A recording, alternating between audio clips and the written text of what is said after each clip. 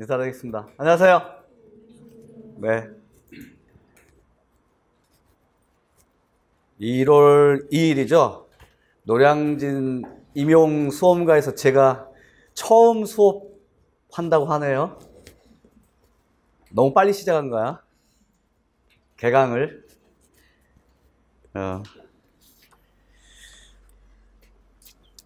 그래도 해야죠. 일단 저를 아시는 분도 있고 모르시는 분도 있어서 잠깐 소개를 해드리면, 저는 전공 국어 과목을 맡은 송원영입니다. 인사드리고, 박수 안 치셔도 돼요. 그래도 고맙습니다. 그리고 저 이제 고대 교육대학원 국어교육 석사를 마쳤고요. 그 다음에 국어교육론 분야에 대해서는 누구보다도 잘 전달할 수 있다라고 평가를 받고 있습니다. 제가 스스로도 느끼고 평가도 받고, 제 자랑하는 거예요 지금. 일단은 지난 12월 31일 날 1차 합격자를 이제 발표를 했어요. 그리고 이제 저는 전화를 기다렸죠. 몇몇 분들에게, 그러니까 수업 시간에 제 핸드폰 전화로도 가르쳐 드리고, 몇 통 왔어요. 이게 이제 몇 통이 무슨 1차 합격자가 많다 적다 이것을 떠나서 일단 목소리를 좀 듣고 싶어서, 잘 되신 분도 있고 잘 안 되신 분도 있어요. 근데 전화를 받고서 제가 느낀 점은 생각지도 못했다 이런 반응들도 있어요. 그리고 이제 연락이 이제 안 오신 분들은 어쩔 수가 없지만, 옆에 좀 건너뛰어서 이제 톡이나 이제 문자로 시험과 관련해서 몇몇 소문을 좀 듣게 됐는데, 그 소문 중에 하나가 이제 칼채점했다. 혹시 그런 말을 들어보신 적이 있어요? 이제 시험을 치르시고 난 이후에 이제 그럴 수밖에 없는 게, 여기에서 보여드리는 합격 컷 점수의 변화표를 보시면, 이게 이제 시행 연도에 혹시 이제 잘 안 보이신 분들이 있으실지 모르겠지만, 시행 연도는 작년도 2019년도 이제 대표적인 이제 네 지역만 그냥 본다면, 17년도, 그러니까 18학년도, 그 다음에 19학년도, 20학년도에 17년도부터 19년도까지의 최근 3개년 동안에 컷 점수의 변화가 서울에 대표적으로 이제 말씀을 드리자면 하향하고 있어요. 하향, 컷 점수가. 이 말은 무슨 말이냐면, 학생들 시험을 못 본 거예요, 지금. 계속 못 본 거예요. 근데 작년에 12월 31일 날 발표되기 한 달 전에 11월, 우리가 며칠 날 봤지? 23일 날 봤나? 그때 시험을 치르고 난 직후에 제가 받았던 전화는 너무 쉬웠어요. 너무 쉬웠어요.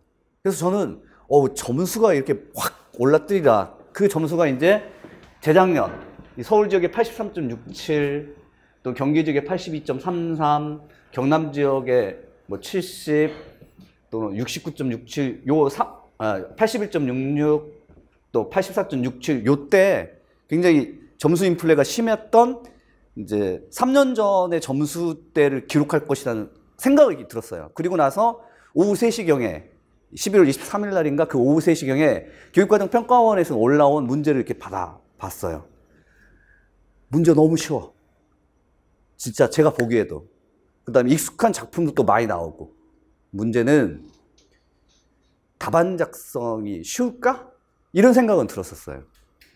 문제는 좀 익숙한데 과연 답안 작성이 그렇게 쉬울 정도의 시험이었던가? 라는 생각은 의구심은 들었어요. 학생들의 반응은 너무 쉽다고 하니까 저는 걱정됐죠. 인플레가 좀 있을 것이라는. 근데 막상 이제 31일 날 발표되고 합격과 점수를 보니 너무 하향한 거예요.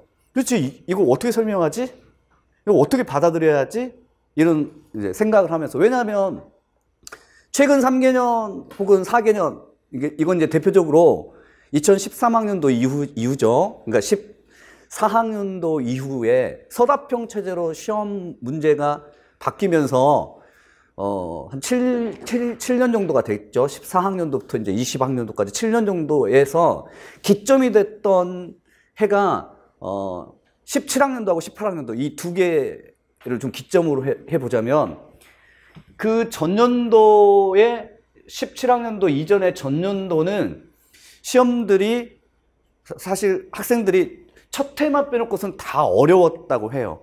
이유가 출제자들조차도 새로 바뀐 서답형 문제체제를 어떤 식으로 학생들에게 그 문제를 출제를 하고 답안을 채점할지에 대해서 조금 몰랐던 경향이 많았었어요. 근데 16학년도, 17학년도 이제 지나서 한 중간 정도를 지나서는 어느 정도 안정된 문제체제가 이제 제공되기 시작했거든요. 확 달라졌다고 보기에는 좀 어렵지만 조금은 문제체제가 수능처럼 말하자면 출제자가 바뀌어도 유형이 확 바뀌는 그런 경향성은 없어졌단 말이에요.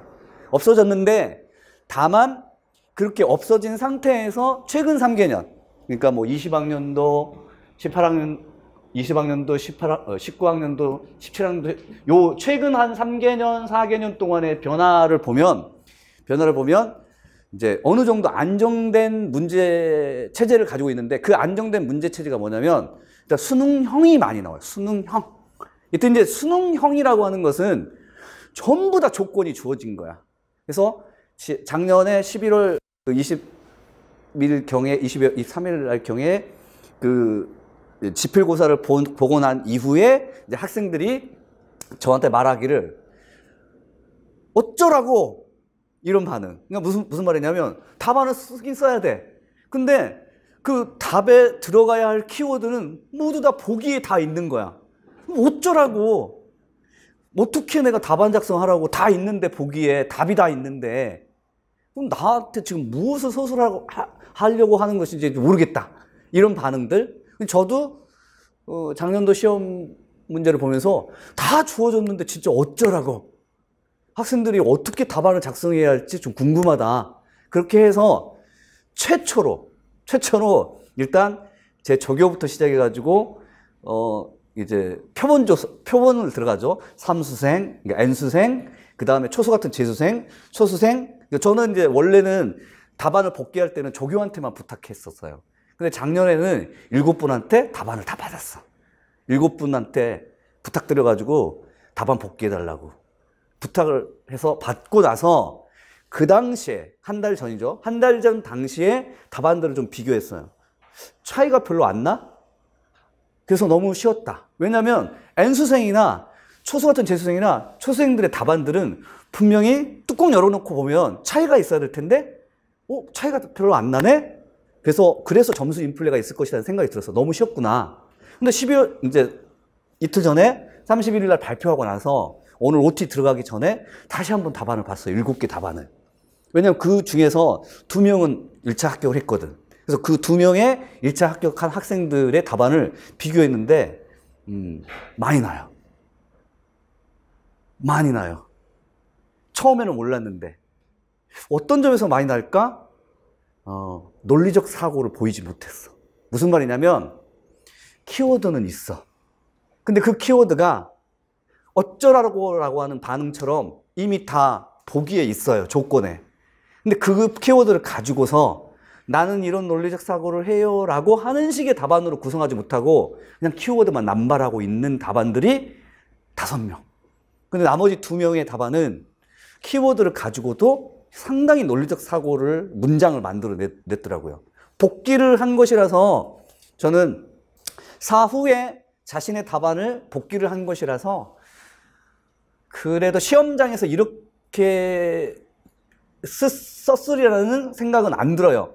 그럼에도 불구하고 면밀히 보니까 차이가 나더라는 거예요. 그게 칼채점의 요소 아닌가 싶기도 해요. 그러니까 칼채점했다는 것은 너무 명료하게 잡아냈다는 건데 그 명료하게 잡아낸 것의 근거가 뭐냐면 키워드가 있느냐 없느냐 이게 아니란 말이에요.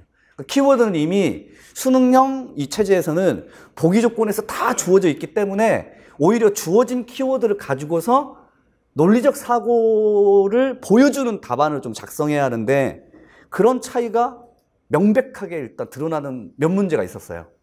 몇 문제. 근데 그 몇 문제가 합격과 불합격을 좌우할 수 있는 점수대예요. 말하자면 4점짜리 소설령에서 극명하게 이제 드러나는 거. 그리고 국교론뿐만 아니라 문학에서 더더욱더 그런 경향이 강하다는 거예요. 이것은 무슨 말이냐면 작년도 시험 문제에서 문학작품에서 모르는 문학작품은 없다는 거야. 그런데 그 전년도의 시험 문제들을 보면 모르는 문학작품이 상당수 있어. 굉장히 낯선 작품들이잖아. 그런데 작년도에는 낯익은 작품들이 너무 많았고, 그 다음에 보기 조건도 충분히 주어져서 문학이 너무 난이도가, 그러니까 체감상으로는 너무 쉽다라고 하는 느낌이 들어. 충분히 다 주어져 있고. 그런데 그 답안을 작성할 때의 차이가 분명히 변별될 것이라는 예측은 해요. 예, 그건 이제 내일 문학반 시간에 그 부분은 좀 보여드리겠고, 오늘은 국어교육론이니까 국어교육론의 작년도에 이제 대표적인 두 문제를 가지고서 어떤 게 수능형 문제이고 그 수능형 문제에서의 답안의 작성을 어떤 식으로 분명하고 명료하게 자신의 논리적 사고 능력을 좀 보여줘야 할 것인가를 좀 더 이제 구체적으로 설명드리고자 합니다.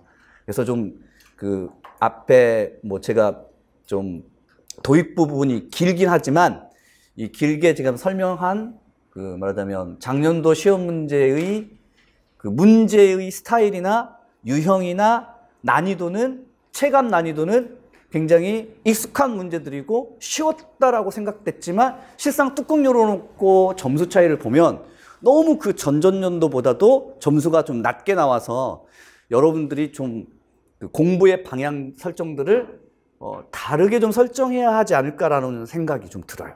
예, 거기 그 부분에 대해서 이제 OT를 조금 더 하도록 하겠습니다. 먼저 그 기출문제의 이제 두 가지 경향성, 두 가지 경향, 몇 가지? 두 가지의 경향성인데 이 두 가지의 경향성을 저는 이제 첫 번째로는 지식형 기출문제하고 그 다음에 두 번째로는 수능형 문제 이 두 가지로 나눠서 좀 설명드리고 싶은데 이 지식형이라고 하는 것은 보기 조건이 충분하게 주어지지 않은 채 수험생 자기 자신의 배경 지식으로만 문제를 해결해야 하는 유형을 말하는 거예요. 이런 유형의 대표적인 문제가 그 일족 프린트물에 보시면 이제 2019 학년도죠. 그러니까 18년도에 시행됐던 19학년도 B형 서술형 화법 문제일 텐데 이거는 이제 2년 전의 문제예요. 그리고 이제 이 2년 전의 문제를 공부하셨던 분들은 다 아시겠고 공부를 지금 처음 시작하시는 분들은 그냥 유형만 이런 것들이 있다라고 하는 정도만 좀 아세요. 보시면 이렇게 문제가 이렇게 주어져요. 그리고 나서 자료가 있어요. 이런 자료는 이제 독서에서는 읽기 자료 읽고 계시고 화법에서는 이제 그 대화 자료나 토의 토론 자료가 나올 거예요. 이렇게 대화 자료가 나와요. 대화 자료가 나오고 그 다음에 이 대화 자료에 이제 뭐 부호 표시가 있고 나서 그 다음에 이 차시별 수업 계획이라고 하는 이 표시가 있는데 이 차시별 수업 계획에 이 기억, 그 다음에 니은, 그 다음에 왜 안 넘어가지? 그 다음에 디귿 이렇게 해서 이 기억, 니은, 디귿이 지금 밑줄이 그어져 있는데 이 기억, 니은, 디귿에 밑줄 그어져 있는 부분은 공손성의 원리, 체면 유지의 원리, 그 다음에 협력의 원리라고 하는 세 가지의 차시별 수업 계획의 수업 내용이 들어있어요. 근데 이 수업의 내용은 이제 여러분들이 앞으로 배우실 화법 부분에서 대화 부분에서 가장 중요하게 다뤄지는 대화의 원리에 해당되는 이론이에요. 이론. 협력의 원리 이론, 공손성의 원리 이론, 체면 유지의 원리 이론. 그런데 여기 잘 보시면 이 대화와 관련되어 있는 이런 이론들이 어떤 것이다라고 하는 설명이 나와 있어, 안 나와 있어? 안 나와 있어요. 안 나와 있어요. 이 말은 충분하게 주어진 설명이 없이 이런 이론이 있는데, 이런 이론이 있어. 이런 이론이 있는데, 이러한 이론에,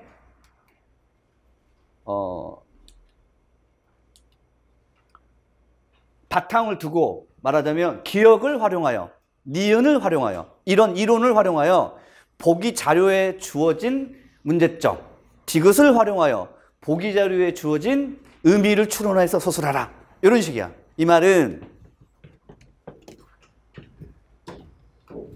자, 이렇게 시험지가 있어.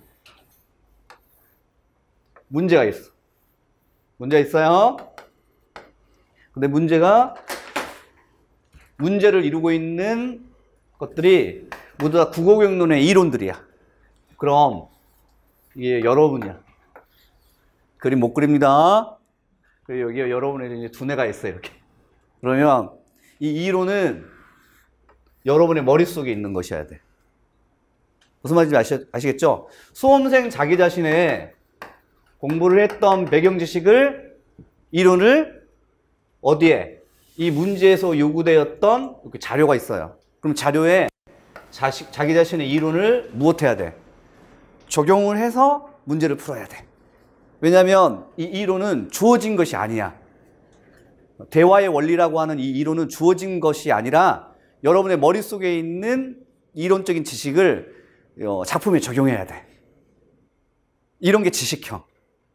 근데 이런 지식형이 여러분들에게는 상당히 유리하게 작용해요. 왜 유리하게 작용하냐면 공부를 했으니까. 내가 공부했던 내용을 이 지문에 이제 적용하기만 하면 되겠네. 대화의 원리에 대해서 알고 계신 분들은. 그렇죠? 이게 지식형이에요. 그래서 이러한 지식형으로 나왔던 것들이 이제 19학년도 당시의 문제 유형의 대부분들을 이루고 있었는데 그 대부분들을 이루고 있는 19학년도 대부분의 그 문제 유형을 이루고 있는 이 19학년도하고 그 다음에 이제 수능형 문제, 작년도 문제예요. 작년도 문제를 이제 비교하면서 여러분들이 이제 어떤 좀 관점을 가져야 하는지 한번 보겠습니다. 작년도 문제는 똑같은 화법 문제를 가지고서 한번 설명을 드리자면, 작년도 화법 문제는 몇 쪽에 있냐면 6쪽 부분에 있을 거예요.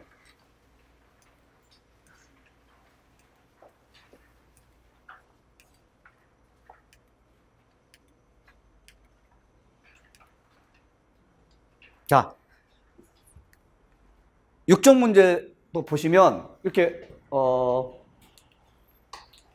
문제가 주어져요. 가는 강연의 결론 부분이고 나는 연설의 방법에 대한 설명이다. 이제 연설 방법이에요. 작년도 문제예요. 그리고 나서 이제 자료가 2개가 있어요. 가나 2개의 자료가 있어요. 그런데 이 나 자료를 보시면 가 자료는 이제 연설 자료이고, 근데 나 자료가 이렇게 있어요. 근데 이 나 자료는 프린트물에 이제 6쪽에 있어요.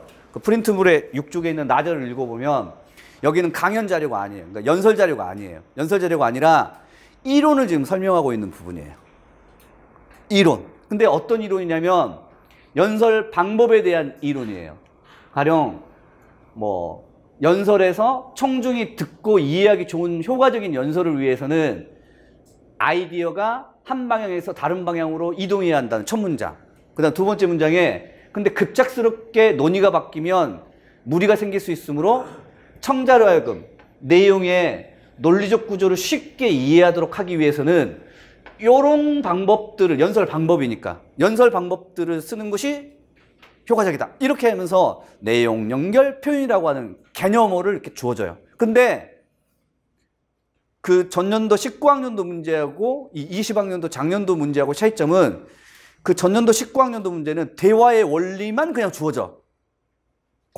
정중어법, 협력의 원리, 체면 유지의 원리, 이런 키워드만 주어지지만 여기서는 키워드만 주어지는 것이 아니라 이 내용 연결 표현을 쭉 설명해 주고 있어요.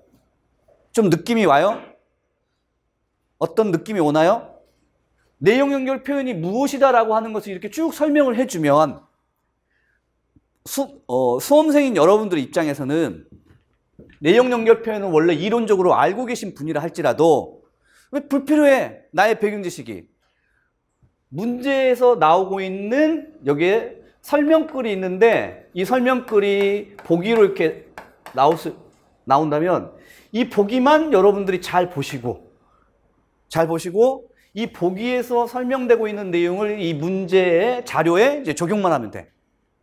조금 더 읽어보시면 내용 연결 표현 이외에 연설의 결론을 내는 방법에 대한 설명도 그 다음 중략 후반부에 나와요. 중략 후반부에는 결론을 내는 방법으로는 뭐 요 내용들, 결론을 내는 방법에는 유명한 말, 고사성어, 문학작품, 유머 등을 인용하는 방법이 있고, 이게 첫 번째. 또 두 번째 방법으로는 미래 상황에 대한 의미를 언급하는 방법이 있고, 세 번째로는 청중을 끌어들이면서 연설을 끝맺는 방법이 세 가지가 있다. 이제 이런 설명으로 이제 후반부가 진행돼요. 그래서 이 나 자료는 중략 앞부분에는 내용 연결 표현, 중략 뒷부분에는 연설의 결론을 끝맺는 방법 세 가지가 이렇게 나와. 그리고 나서 이제 문제에서 요구하기를 이게 문제예요. 내용 연결 표현과 관련하여 이런 효과를 유발하는 표현을 가에서 찾아봐. 보기 조건을 이해했으면 보기 조건에 있는 것을 가지고서 문제에서 찾아봐. 그러니까 내가 가지고 있는 배경 지식을 활용하는 게 아니라 주어진 보기를 활용해. 이런 거야. 이렇게 수능형이야. 그리고 또 마찬가지로 두 번째 조건에서도 가의 기억에서 사용된 결론을 내리는 방법. 아까 우리가 결론을 내리는 방법이 세 가지가 있는데 그 중에서 기억에 사용된 결론을 내리는 방법. 아까 결론을 내는 방법이 몇 가지가 있다고 했죠? 인용하기, 의미를 언급하기, 연설을 끝맺기 이 세 가지가 있는데 그 중에서 이 자료에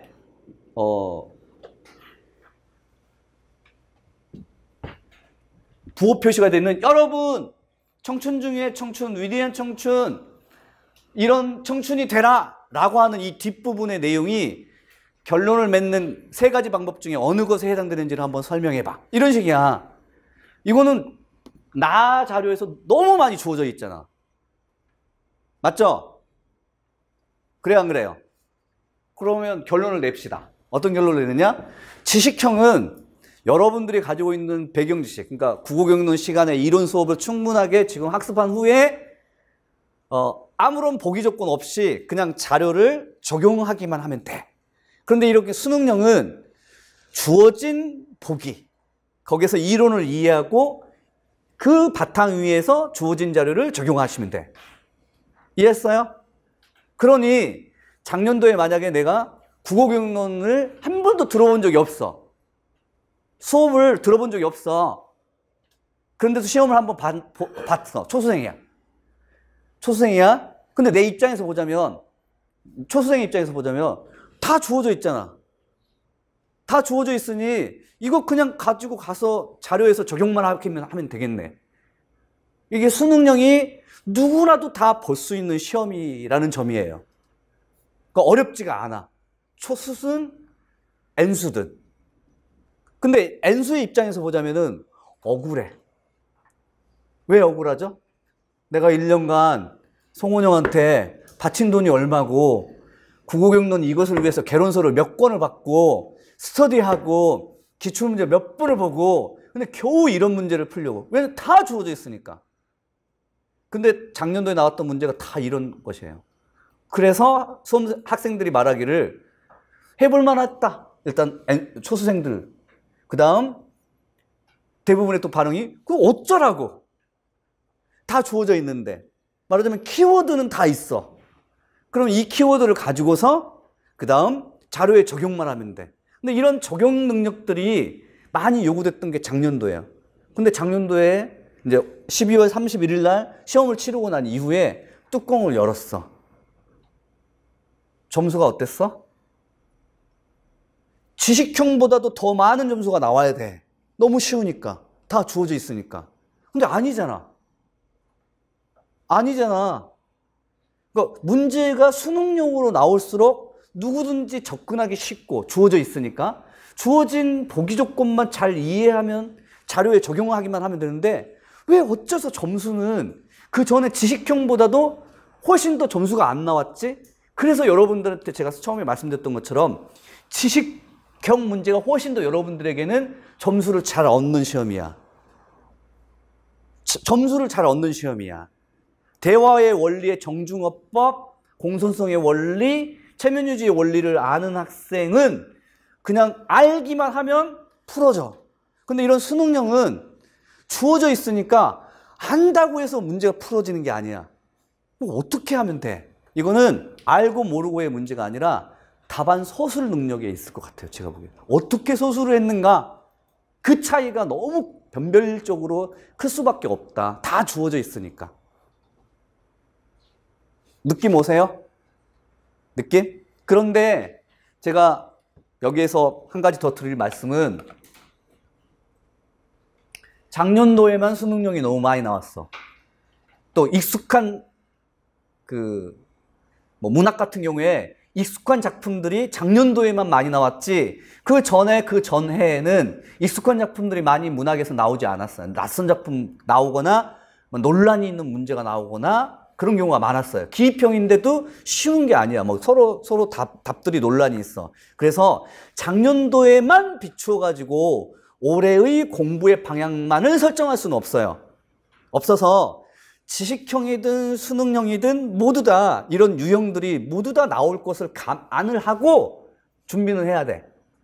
그건 아시겠죠? 그 다음 또 하나 말씀드릴 부분은 아까 내용 연결 표현은 오늘 여러분들이 수업 시간에 배우게 돼. 네, 오늘 배우게 돼. 오늘 배우게 될 텐데 내용 연결 표현을 알고 계신 분과 그렇지 않으신 분의 차이는 분명하게 드러날 거야. 말하자면 시험장에 가서 초수생인데 한 번도 국어영론을 공부하시지 않으셨던 분은 이제 나에 설명되어 있는 이 내용 연결 표현과 결론을 내는 방법을 처음 맞닥뜨리는 이론들이기 때문에 연설의 방법이기 때문에 읽어가면서 아 이런 게 있구나 하고 파악해야 돼. 근데 내용 연결 표현을 이렇게 국어영론을 통해서 들으셨던 분은 아 이거 내용 연결 표현이네. 원래는 이런 문제는 어떻게 나와야 되냐면 기입형으로 나와야 돼. 원래는 제가 만약 출제자라면 여기를 이렇게 네모칸으로 넣어. 여기가 기억이야. 이건 기입형. 그 다음에 여기는 이제 서술형처럼 연설을 끝맺는 방법이 뭐지? 설명해봐. 이렇게 나왔을 거야. 그럼 여기에서 이제 공부하신 분과 공부 안 하신 분의 차이를 낼 거야. 근데 여기 작년도에 나왔던 문제는 여기를 이렇게 네모칸으로 하지 않았어. 더 줘버렸어. 그런데 이거는 초수생이 아닌 N수생의 입장에서 말하자면 공부를 하셨던 분들의 입장에서 보자면 너무 쉬운 내용이야. 근데 공부를 안 하셨던 분의 입장에서 보자면 처음 맞닥뜨린 이론이라서 꼼꼼하게 읽어봐야 돼. 이 차이를 좀 아시겠어요? 어떤 차이냐면 시험장에 가셔서 이렇게 주어진 보기 조건을 이해할 수 있는 이론적인 지식을 갖추라는 거야. 그러면 좀 더 쉬워. 또 안정적이야. 왜 안정적이냐면 알고 있는 거잖아. 모르는 내용이 아니잖아. 알고 있는 내용이기 때문에 좀 안정되지. 시험장에서 여러분들이 시험을 치를 때 이거는 이제 여담입니다만 여러분들의 답안의 방향을 설정하는 말하자면 답안을 내가 어떤 방향으로 설정해야 한다는 논점을 파악하는 그 시간이 보통 이제 한 문항 푸는데 투여되는 시간을 읽고 쓰는데 7분 정도 걸려야 돼요. 평균적으로 A형이든 B형이든 7분 정도를 소요해야 돼. 그런데 답안의 전체적인 논점의 방향을 결정짓는 것은 10초예요. 10초. 내가 이렇게 써야겠다라고 하는 무의식적으로 이렇게 나가는 것. 이렇게 나가는 것은 10초 안에 결정이 되고 그 10초 안에 결정된 답안의 논점의 방향으로 자기가 쓰고 있어요. 그리고 자기는 쓰고 있는 자기 자신은 이거 맞다라고 보고 쓰는 거야. 나중에 딱 시험 끝나고 나서 틀렸는데 또 불구하고 그 당시에는 내가 맞다라고 여기고 쓰는 거예요. 자신감 있게. 그래야 돼요. 원래 틀린지 맞았는지를 확인한 게 아니라 맞아 하고 이제 쓰는 거예요. 그런데 시험이라고 하는 이 성격상 여러 변수들이 있잖아. 가령 그날 아침에 일어났는데 장이 탈났어. 화장실을 2번이나 왔다 갔다 했어. 근데 택시 타고 가는데 막혀. 근데 배가 아파.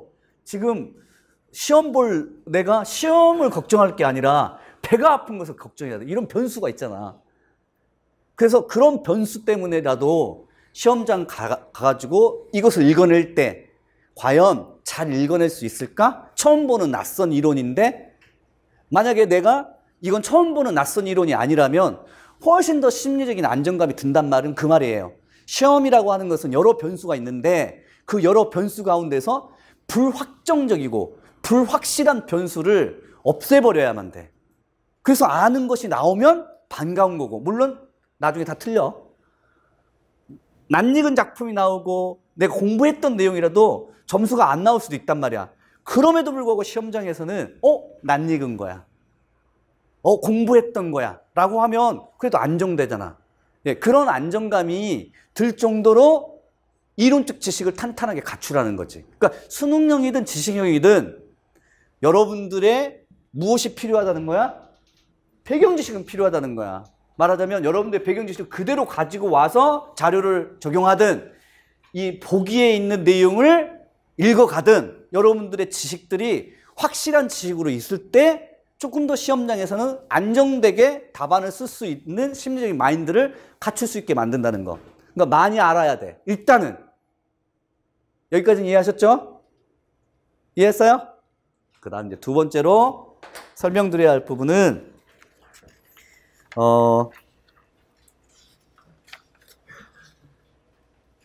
3쪽에 나오는 문제예요.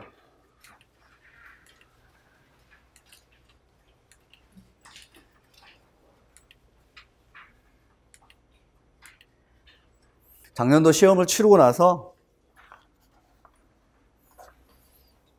1차 지필고사 이제 11월 달에 보고 나서 저한테 제가 복귀를 요구를 했고 학생들한테 7분의 학생들한테 복귀해달라고 이제 요구를 했고 그때 당시에 받았던 그 문자라든가 아니면 저하고 통화하면서 감사의 말씀 합격하지도 않았는데 11월 달에 시험을 치고 나서 저한테 해 주셨던 학생들의 말은 대부분 학생들이 너무 낯익은 것이어서 제 모고 이거 제 자랑이야 제 모고를 보는 듯 했다 뭐 이런 거 아니면 7, 8월 문풀 문제집에 나왔던 혹은 1, 2월 기본이론반 시간에 보았던 그 작품이 그 논점으로 그 작품만 나온 게 아니라 그 논점으로 나왔다 뭐 이런 말 제 자랑이에요. 그래서 내가 수업을 잘못하지는 않았구나 또 잘못 가르치지는 않았구나 이런 생각이 들어요. 대표적인 문제가 작년도 A형 서술형 문제 이제 작문 문제예요. 한번 보시죠. 여러분들이 뭐 시험을 치렀던 치르지 않았던 간에 한번 보시죠. 다 같이 3쪽 부분에 A형 서술형 문제 작문 문제고 가는 국어교과서 단원의 일부이고 나는 교사가 교과서 재구성을 위해서 단원을 분석한 내용이다.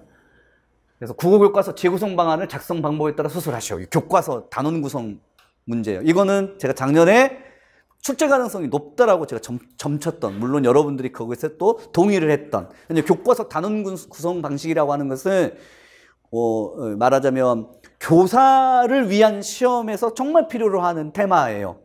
이게 수능 시험이 아니다. 그러니까 대학에 입학해서 대학 과목, 전공 과목을 수학할 능력이 있는 시험이 아니다. 수능 시험이 아니잖아. 아무리 수능형이라 할지라도 말하자면 교사를 위한 시험이기 때문에 교사의 자질과 능력을 검증하려면 이와 같은 순수한 교과서 단원 구성 방식이나 아니면 수업 실현 능력 같은 것들을 지필로서도 평가를 해줘야 돼.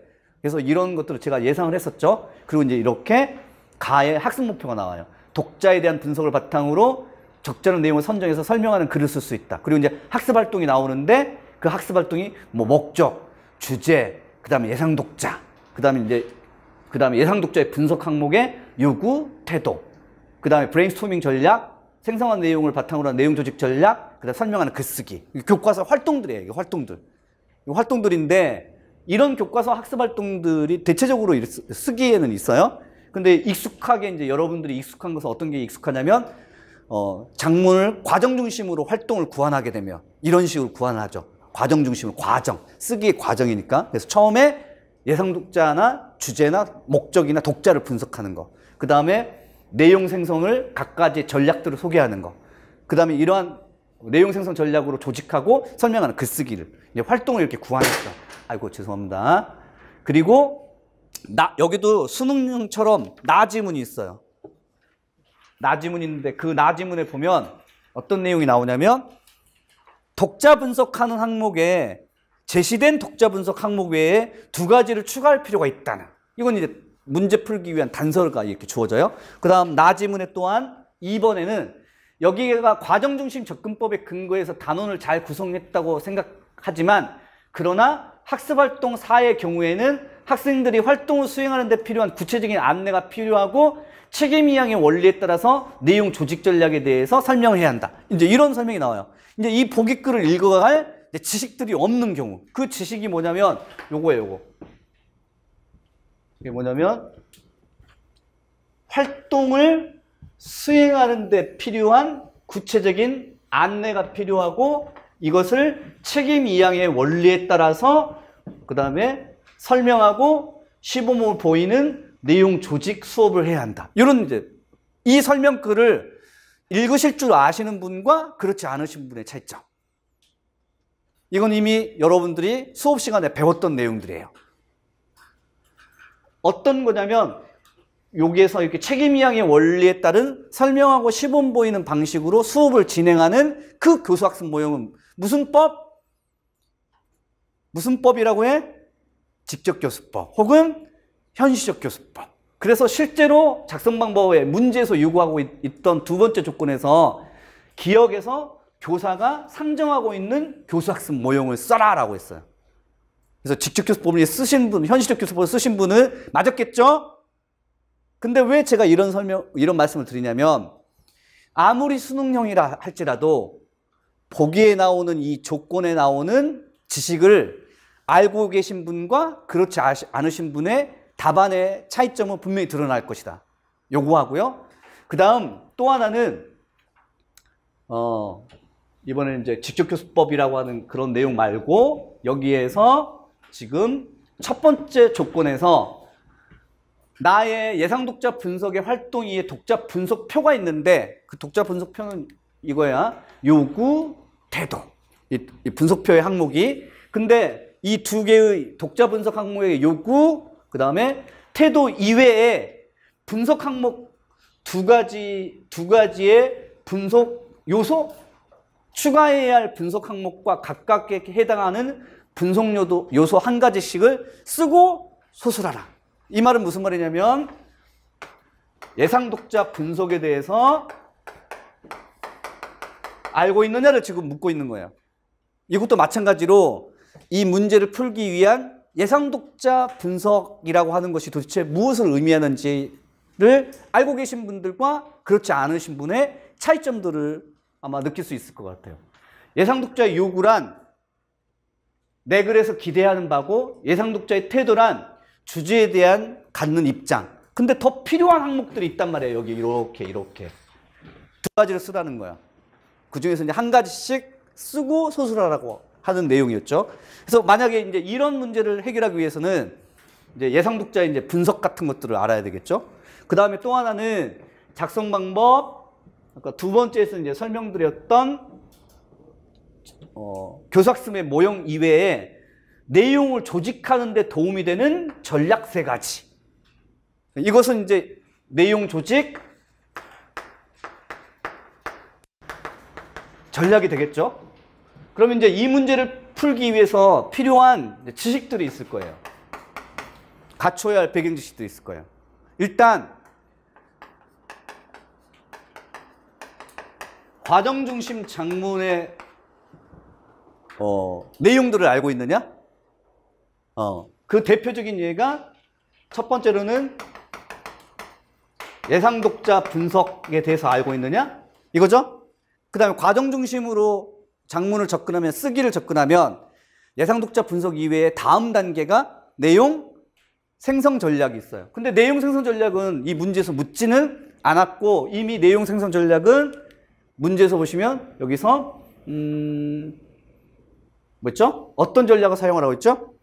브레인스토밍 전략을 지금 사용하고 있다고 했어요. 그리고 문제에서 이미 주어지지도 않았고. 그런데 다만 여기에서는 내용, 조직, 무엇을 물어봤죠? 네, 전략을 물어봤네. 그 다음 이제 두 번째로는 과정 중심 접근에 대해서 알고 있느냐를 물어봤고, 또 하나는 이건 수업이야. 교과서 단원의 수업, 단원 구성의 수업. 근데 이 교과서 단원 구성의 수업을 활동으로 구안했는데 이 활동으로 구안을 할 때 어떤 학생들에게 어떤 활동을 하게 하라고 하는, 말하자면 교수학습 모형에 대해서 알고 있는지를 지금 물어보고 있는 거예요. 맞죠? 그러니까 이 문제를 이루고 있는 여러분들이 해결하기 위해서 필요한 지식은 크게 두 가지예요. 몇 가지? 두 가지야. 하나는 과정중심 작문에 대해서 알고 있느냐? 근데 과정중심 작문은 예상독자의 분석, 말하자면 이 예상독자 분석은 합치면 주제, 목적, 고려를 하는 거야. 근데 이렇게 주제, 목적, 독자를 고려하는 것을 보통 우리가 뭐라고 부르냐면 상황분석, 맥락고려라고 불러요. 이거 나중에 배워. 근데 이와 같은 상황분석, 맥락고려라고 하는 지식을 알고 있으신 분하고 그렇지 않으신 분의 차이도 있겠고, 그죠? 또 하나는 이것들은 다 내용 생성 전략, 내용 조직 전략인 전략들이야. 그리고 이건 맥락고려도 전략이라고 볼 수 있어. 말하자면 이 모든 것들은 합쳐서 수험생들에게 지금 묻고자 하는 것은 작문 전략에 대해서 알고 있어? 이렇게 묻는 거야. 좀 더 쉽게 말하면 작문 전략에 대해서 알고 있어를 묻는 거예요. 그리고 이것을 조금 더 간결하게 말하자면 이제 앞으로 여러분들이 공부하실 내용들이에요. 그 내용이 뭐냐면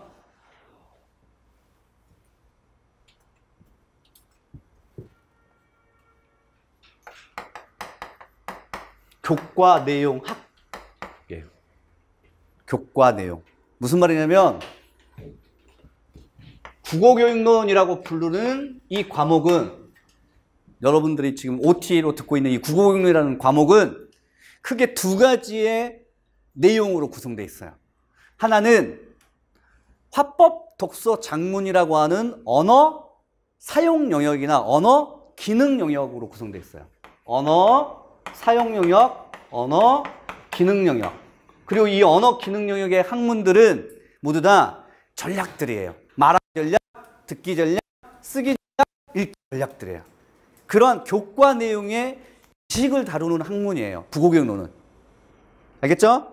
근데 두 번째로는 국어교육론에서 또 다루는 학문적인 그 영역이 이러한 교과 내용 학만 있는 것이 아니라 이것은 이제 학생들에게 무엇을 가르쳐야 하느냐 하고 연관이 있어요. 무엇을 가르쳐야 하느냐.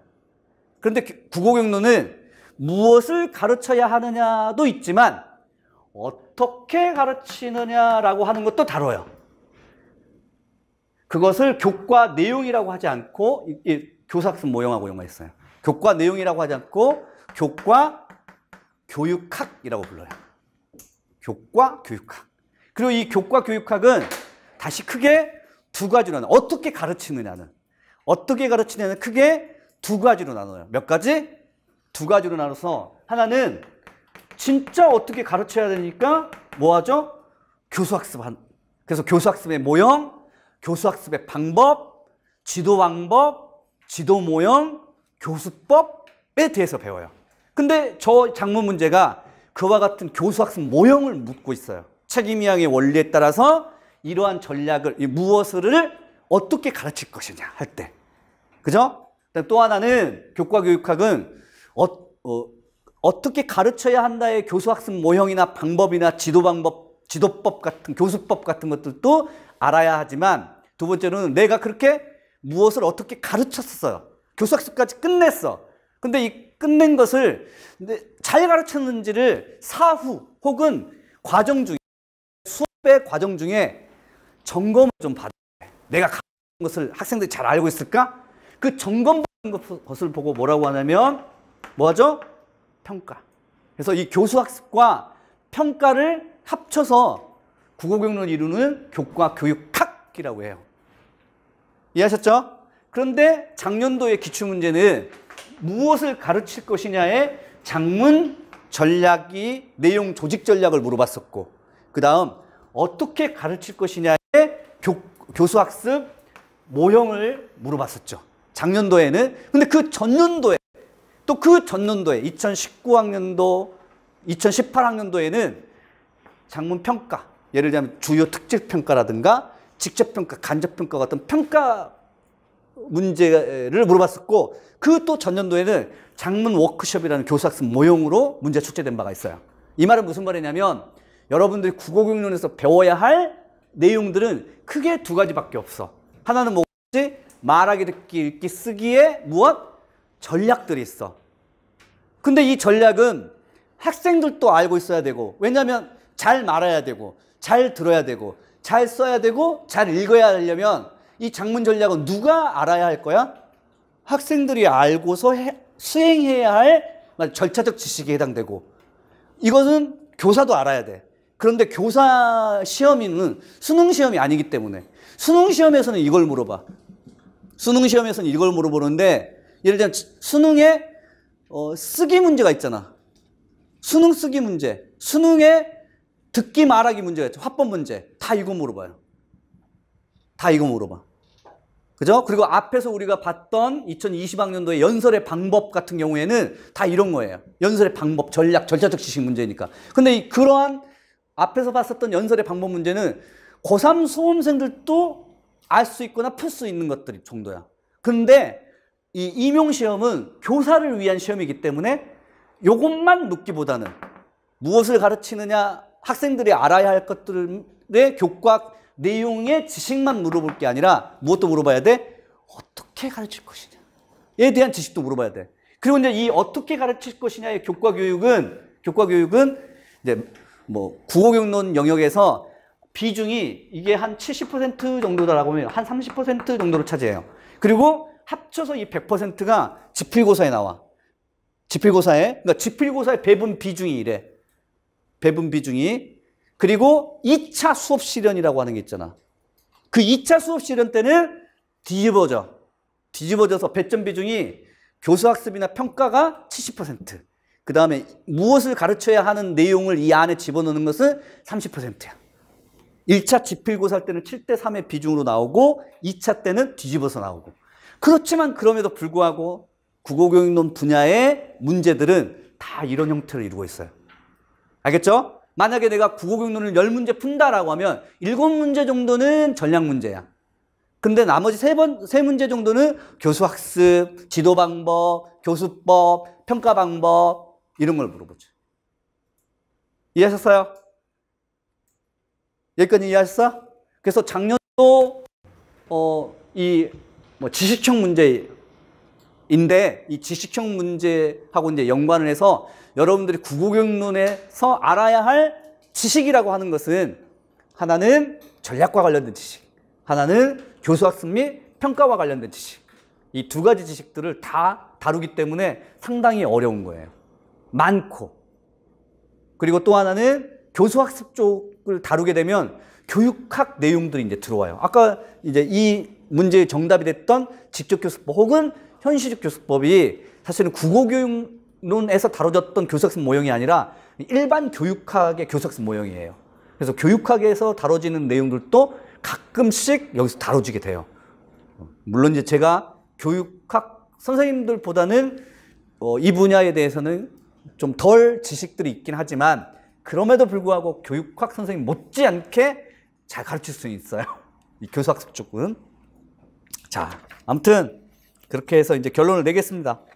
결론을 내보면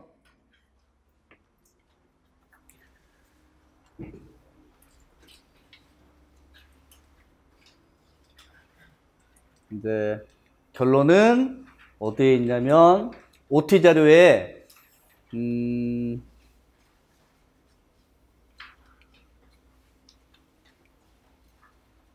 연관 강의가 있어요. 연관 강의가 있습니다. OT 자료에 연관 강의계.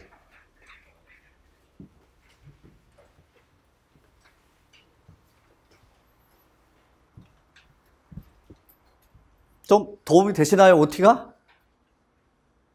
도움 돼요? 그러니까 무엇을 얻어가야겠다, 이 수업에서. 어떻게 공부해야겠다, 이 수업에서. 그런 정도의 느낌만 좀 가지시면 돼요, 이 OT 때는. 그리고 이제 실제 수업에서는 여러분들이 이제 그와 같은 세부적인 내용들을 좀 학습하시면 되고, 일단 연간 강의 계획은 여러분들의 학습의 방향과 좀 일치시켜야 돼요. 그러니까 1년간 지금 1월 2일이야. 오늘 1월 2일이죠. 제가 출근하기 전에 어제 이제 떡국을 먹고 오늘 아침 식사를 차려주는 저희 와이프가 학생들 많이 오기를 바래, 뭐 이런 건 흔한 이야기고, 예, 그 말을 들으면서 이제 저는 항상 이맘때쯤, 그러니까 매 2개월마다 한 번씩 첫 주차 수업에서 항상 기대감에 이제 들뜨는데, 특히나 그 2020학년도를 위한 첫날이잖아. 그것도 1월 1일 다음 날 1월 2일 날이잖아. 그리고 오늘 출근하면서 지하철에 사람들이 너무 많았어요. 원래는 택시 타고 다니는데 겨울에는 빙판길 이런 것 때문에 제가 이제 아침에 전철을 타고 오는데도 사람들도 너무 많고 짜증도 나. 그런데 한편으로 막 가슴이 뛰었어. 아, 이제 새로운 학생들 또는 예전에 봤던 학생들인데 다시 재도전하려고 하는 의욕을 갖추고 있는 학생들에게 어떤 말을 전달하고 같이 만나서 무엇을 할까라고 하는 생각이 좀 들어요. 근데 제가 작년에 그 1월 달에 또 수업을 시작할 때 무렵에도 그런 말씀 드렸고 오늘 또 똑같은 말씀을 드릴게요. 일단 여기에 참여하시거나 제 수업을 들으신 분들은 어찌됐든 저하고 인연을 맺었잖아. 그러면 이 인연을 조금 더 좋은 결과를 내기 위해서 우리 모두 노력을 해야 돼. 그러기 위해서 어떻게 하면 우리가 잘 효과적으로 국어 경로를 또는 이제 문학 전공 국어 공부를 좀 학습할 수 있도록 해야 할까? 그리고 이제 여러분들은 작년도 이제 시험을 치르셨던 분들, 혹은 이제 치르지 않고 올해 처음이신 분들은 올 한 해를 어떻게 보낼 것인가를 1년 정도 단위의 계획을 세웠을 거 아니야. 그건 이제 말하자면 넓은 큰 틀에서의 계획인 거야. 올해는 어떻게 공부하고 어떤 식으로 해서 시험에 합격을 하겠다. 근데 저는 그 큰 틀에서를 조금 더 미시적으로 좀 여러분들에게 설명을 드리자면, 일단 제가 11월 31일 날 두 번에 걸쳐서는 아니고 몇 통의 전화를 받았다고 했잖아요. 근데 그 중에서 합격한 학생들 중에 조금 소개드릴 학생 두 분이 있어요. 그 중에 한 분은 지난 6개월 동안 하반기에 집중적으로 기간제 교사를 하셨던 분이에요. 시간이 있어 없어. 기간제 교사, 거기다 담임까지 맡았어. 평일에 몇 시간 정도 공부할까요? 일단 5시 10분에 끝난대. 수업이. 그리고 이것저것 근무 끝나고 집에 돌아오면 몇 시냐면 7시 정도 된대. 다 씻고 밥 먹고. 그러면 7시 반. 화장 지우고. 7시 반. 그러면 몇 시에 자느냐? 11시, 12시 자야 돼. 아침에 새벽 5시 반 정도나 6시에 일어나야 되니까. 그럼 순수하게 공부할 수 있는 시간은 독서실 간대. 7시 반이야, 8시에. 그러면 자리에 착석하면 8시래. 그럼 순수하게 공부할 수 있는 시간은 몇 시냐면 2시간. 최대 3시간, 4시간이에요. 아무리 해도. 근데 앉아서만 순수하게 공부할 수 있는 시간인데 거기에다가 도중에 톡 오잖아. 톡 봐야 되고. 그 다음에 노트북 펼쳤지만 또 다른 거 보이잖아. 어머, 이런 일이? 하고. 그 다음에 또 세일한대 하고 그러잖아. 그런 거 다 제외하면 2시간 정도에 하루에 평균적으로 그분은. 그리고 상반기 때가 아니라 뭐죠? 하반기 때야. 근데도 1차 지필에 합격했어. 대단하지 않아요? 대단하잖아. 여러분들에게 그것을 하는 것은 아닌데, 기간제 교사를 하라고 요구하지 않는데, 그렇게 시간 없으신 분도 합격한 시험이잖아. 그러면 나는 시간도 많은데 왜 이렇게 시간 관리를 못했을까라고 하는 생각도 있어야 돼. 그리고 기간제 교사를 하신 분이든 학원 강사를 하신 분이든 일단 가능은 해. 그 다음에 또 두 번째로는 이분은 나이가 32, 셋? 내가 확실한 나이를 몰라. 그런데 확실히 나이가 많이 드신 분이야. 근데 합격했어. 자, 26, 5, 4에 뇌가 확 돌아가고 아무런 걱정이 없는 분이 아니라 옆에 친구가 내일 모레 시집 간다고 청첩장 날라오고 엄마 아빠가 나한테 시집 안 가냐고 닥달하고 너 언제 돈 벌 거냐고 닥달하고 친인척들 만나면 너 지금 뭐 하고 있느냐고 계속 스트레스를 주는 그 상황에서 1년 동안 올인하신 분이에요. 딱 1년만 하자. 이 두 분에 비춰보자면 초수생이나 아니면 올인하실 수 있는 초수 같은 N수생들은 시간 많잖아. 그 시간을 어떻게 관리해야 하는지. 이 시간 관리는 상반기 때는 기본적으로 할 것 다 하는 거야. 예를 들자면 1, 2월 기본이론 정리반의 수업은 개론서 중심의 이론을 정리하는 거예요. 그러니까 지금 여러분들이 듣는 이 1, 2월 기본이론반이 개론서 중심의 정리예요. 그 다음 3, 4월 교육과정반은 교육과정 해설서라고 하는 국가의 추상적 문서의 지침서가 있어요. 그 교육과정 해설서에 등장하는 수많은 말하자면 전략들, 그 다음에 교수학습 모형들이 있어. 그것을 교육과정 해설서의 원문도 분석하고 그 원문의 내용들을 앞에 1, 2월 달에 개론서의 내용들을 바탕으로 이해를 하는 차원으로. 근데 정리까지 해야 돼. 교육과정의 내용들을 나름대로 재구성해서 정리해야 돼. 그런 시간이 3, 4월이야. 그리고 이제 5, 6월은 1, 2월이나 3, 4월에 했었던 추상적인 이론들이에요. 다 이론들이야. 그 이론들을 실제 교과서의 지문과 아까 장문에서 교과서의 학습활동에 봤던 것처럼 이 이론이 어떻게 교과서에서 구현되는지를 교과서 반을 통해서 이제 분석 들어가. 이러면 상반기가 끝나요. 그리고 이 상반기 때 끝나고 있는 이 내용들은 전부 다 이론적인 정리들이야. 그러면 이제 하반기 때는 7, 8월 달에는 문제풀이. 그 다음에 9, 10월 달에는 실전 모고. 정말 이제 시험 형식으로 A형과 B형을 나눠서. 7, 8월 문풀은 그렇게 A형과 B형을 나눠서가 아니라 화법 문제, 작문 문제, 독서 문제 이런 문제풀이를 하는 거예요. 근데 이 문제풀이의 7, 8월 전까지, 그러니까 말하자면 초수생이거나 지금 현재 4학년생들은 여름방학 전까지 이론을 다 정리해야 돼. 근데 그게 안 돼. 왜냐하면 4월 말 5월 초 정도에 가면 교생 실습 나가야 돼. 그죠? 그리고 이제 기간제 교사를 하거나 올해 상반기에 학원 강사를 하신 분들은 아무래도 이 내용들을 이제 직강이나 인강을 듣는다 할지라도 다 못 따라오는 경우가 있어요. 그래서 중간에 한번 빠져. 예를 들자면 5, 6월 교과서반은 빠지고 직강을 참여했다가 인강을 들으신 분이 있어. 근데 문제는 뭐냐면 인강을 들으셨던 그 순간 그 다음에 이 5, 6월 반에서 못 들었던 인강이 돈도 생각나고 7월달이 됐는데 다 못 들었으니까 7, 8월 문풀에 들어가야 되는데 5, 6월 교과서 반의 내용을 계속 듣고 있어요. 자기가. 이건 안 돼. 진짜 안 돼. 그래서 상반기 때는 교과서 분석까지를 좀 완벽하게 끝내라는 거야. 근데 다만 그 초수생이나 초수 같은 N수생들은 교과서 반까지는 일단 끝내야 되지만 현재 기간제 교사를 하고 있거나 학원 강사를 하고 계신 분은 교과서 반을 건너뛸 수도 있어. 왜냐하면 왜 그럴까? 그분 기간제 교사를 하거나 학원 강사를 하고 계시면 어차피 자신이 가르쳐야 할 교재 도구가 다 뭐야? 교과서이기 때문에 그분들은 교과서 분석반을 굳이 이라고 이렇게 생각할 수도 있어. 근데 초수 같은 N수생, 내가 교생 실습도 나가고 초수, 그 다음에 교생 실습 다 끝내고 지금 초수 같은 N수생은 올인을 할 수도 있는데 그 올인하시는 분들이 말하자면 겪는 것 중에 하나가 뭐냐면 1월부터 말하자면 쭉 1년간 한 선생님의 수업을 전부 다 따라가야지 라고 하신 분들이 별로 없어. 중간에 이제 빠져. 왜냐하면 내가 할 과목이 문법도 해야지. 그 다음에 또 뭐죠? 교육학도 해야지. 그래서 5, 6월 달은 교육학 듣고 또는 혹은 문법 듣고 또는 1월 달에는 교육학 듣고 3, 4월 달에는 국어경능만 듣고 이런 식이야. 그러니까 선택을 하는 거지. 근데 문제는 뭐냐면 그런 선택으로 교과서 분석반이 만약 빠진 상태로 7, 8월 달 혹은 9, 10월 달을 맞닥뜨리게 되면 어떤 문제가 생기느냐? 지문 분석할 수 있는 능력들이 이제 없는 거야. 그러니까 말하자면 제가 문제에 대한 설명은 해줘. 이 문제는 여러분들이 이제 문제를 미리 풀어오거나 또 실전 모고반은 실제로 여러분들이 현장에서 문제를 풀어야 돼.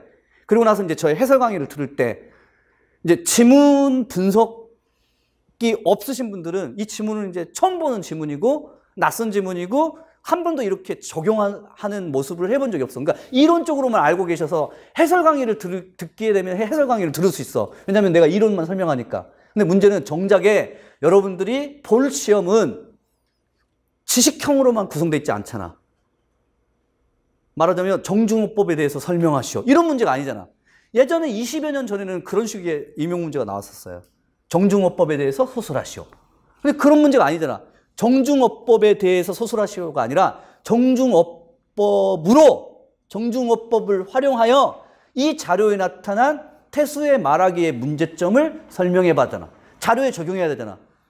근데 중간에 여러분들이 5, 6월 교과서에 지문 분석반이 빠지면 자료 적용하는 능력들이 이제 없어진다고. 그렇게 해서 이제 맞닥뜨려야 돼. 문제에. 그래서 이제 여러분들에게 되도록이면 쭉 상반기까지 쭉 하는 거고, 그 다음 7, 8월, 9, 10월 이 하반기 때는 그때 이제 설명을 좀 드리도록 하겠습니다. 그래서 이 상반기 때 이론과 지문 분석 능력을 충분하게 상승시켜라.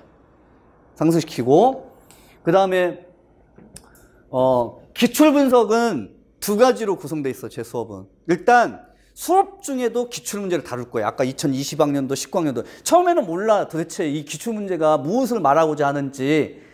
근데 기출 문제를 한 번만 보는 건 아니에요. 정말 여러 번을 걸쳐서 봐야 돼. 그래서 수업 중에 계속해서 기출 문제도 보고, 또 하나는 매주 일요일마다 이제 이건 인강으로 제공될 건데 기출 문제 특강을 인강으로 이제 올려놓을 거예요. 물론 이제 수강료 내야 돼.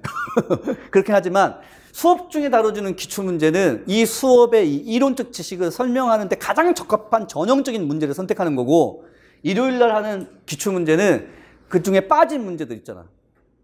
전형적이지 않아서 제가 수업 중에 언급하지 않았던 그 빠진 문제까지 해서 그냥 다 기출 문제를 일요일 날 인터넷 강의를 통해서 올리게 됩니다. 이거는 이제 이러한 3주차, 4주차에 제가 스튜디오에서 찍어가지고 이렇게 올려드리면 여러분들이 필요하신 분들은 그 기출 문제의 인강을 들으면서 이제 전체적인 임용 문제의 출제 방향이나 또는 학습을 좀 점검하시면 되고요. 그다음 중간에 이제 개념어 특강이라고 해서 상반기 때 있어요. 이 개념어 특강은 개념어에 이제 책이 나와요. 근데 이 개념어는 그야말로 국어경론을 이루고 있는 키워드들이에요. 가령 예를 들면 내용 연결 표현 이런 식으로 딱 표제어가 그래.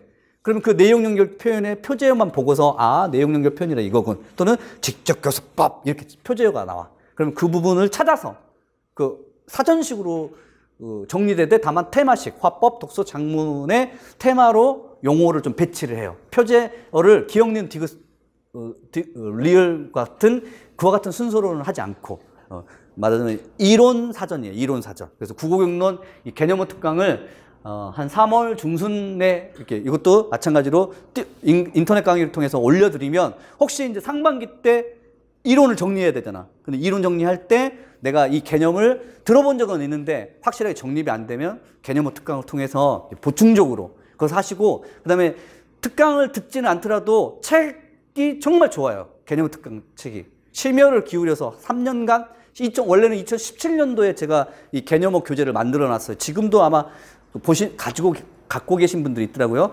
압축 정리한 거예요, 국어경론을. 근데 조금 더 업그레이드 시켜가지고 이번에 이제 새로 출간됩니다. 그래서 핵심 개념 교재만 사서 인터넷 강의를 듣지 않더라도 교재만 사서 이렇게 보실 분들은 보셔도 돼요. 다만 1, 2, 3, 4월 정도의 교육과정반까지 어느 정도 이론 정리가 끝나신 분들은 그 개념어 노트가 상당히 도움될 거예요. 왜냐하면 다 알고 있는 내용인데 압축 정리되어 있기 때문에 그런 거예요. 근데 처음 이제 공부하신 분들은 개념어 특강만 보고서는 이제 안 되니까 이론 정리를 할 때 압축 정리했다라고 보시면 됩니다. 그래서 필요한 것은 테마 특강을 통해서 보시고 이해하셨죠? 그렇게 해서 이제 상반기 때 여러분들이 이론 정리를 다 끝내셔야 돼. 이론 정리란 개론서 읽기도 다 하셔야 되고, 그 다음 교육과정도 다 보셔야 되고, 교과서 분석도 다 하셔야 돼. 이해하셨죠? 근데 이거는 제가 여담으로 이제 마지막에 여담을 통해서 여담을 하고 나서 OT를 좀 끝내도록 하겠습니다만, 처음 제가 임용 강의를 시작한 것은 10여 년 전이에요. 2009학년도에. 그때 제가 정말 아이돌이었어요. 중등 임용계의 아이돌. 그래서 머리도 염색하고요. 정말 노란색으로. 그 다음에 여기 귀걸이 달고요. 귀걸이 달고. 그 당시에 나이가 제가 40이었으니까 수능 종로학원에 제가 강사를 했거든요. 그래서 수능 스타일로 이렇게 왔어요. 그리고 이제 학생들은 처음 저와 같은 스타일을 임용계에서는 못 봤죠. 뭐야? 이거죠.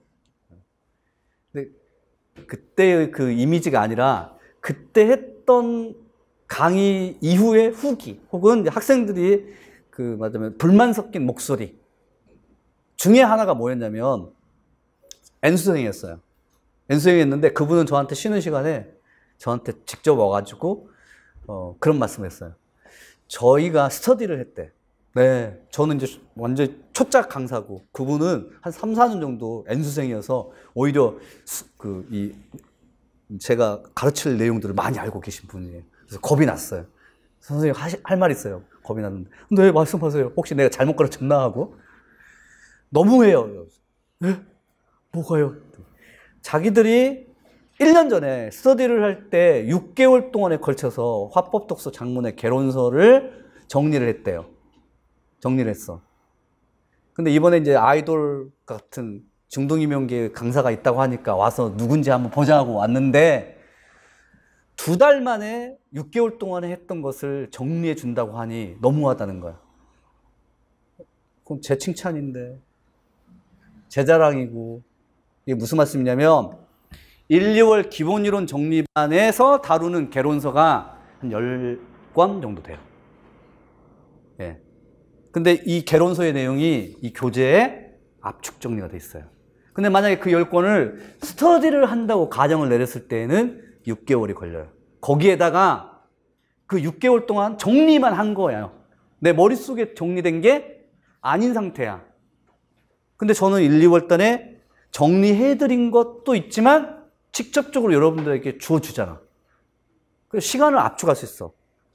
맞죠? 그래서 여러분들이 학원 강의를 듣는 거예요. 만약에 이 강의가 불필요하다고 느끼신 분들은 그렇게 할 수도 있어. 또 강의를 듣지 않더라도 개론서를 정리해서 나름대로 강의 듣지 않고 개론서 정리해서 합격할 수도 있어. 합격수기 보면 그런 내용들 나와요.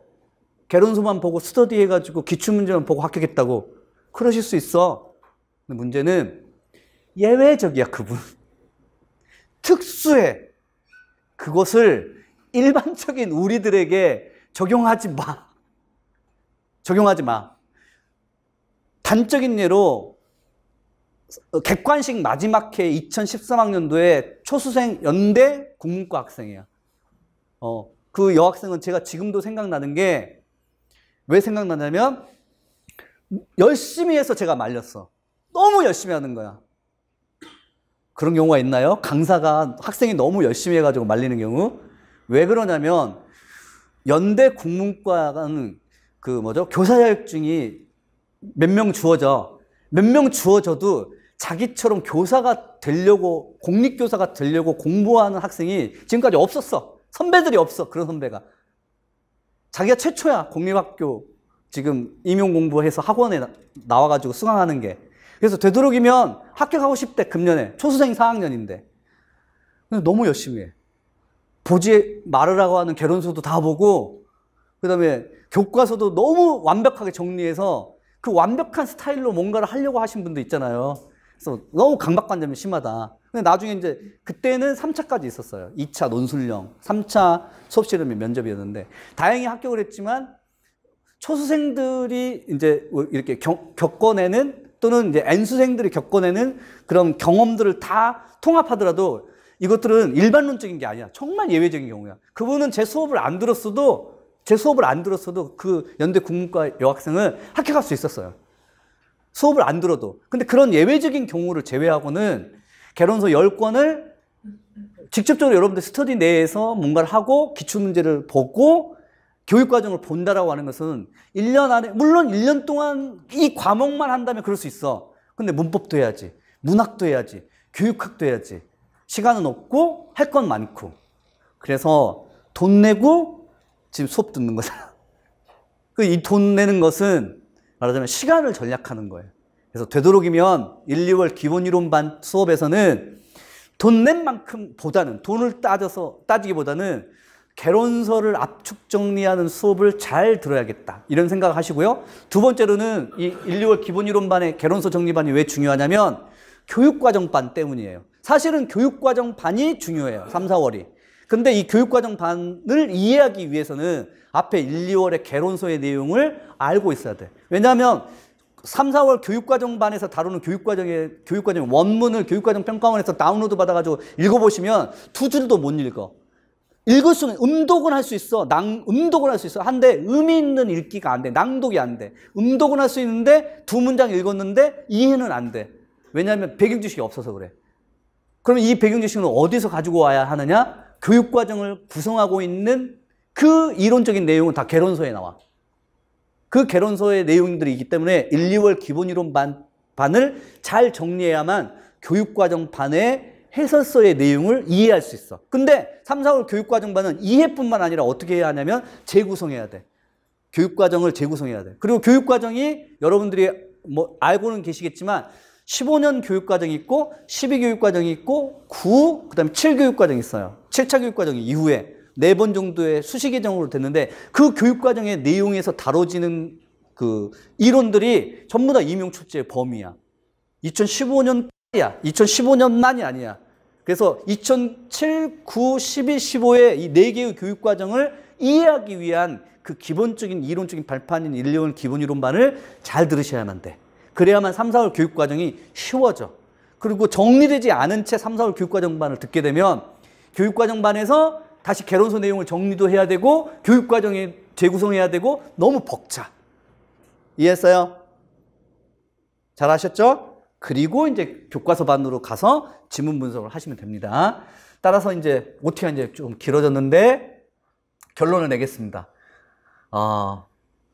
지난 2009년부터 이제 2019년까지 딱 작년도까지 제가 10년이 됐네요. 10년 동안 옆에서 전공 국어를 공부하신 분들을 옆에서 지켜보면 어떻게 공부하면 성공한다. 어떻게 공부하면 실패한다라고 하는 그런 가늠이 좀 돼요.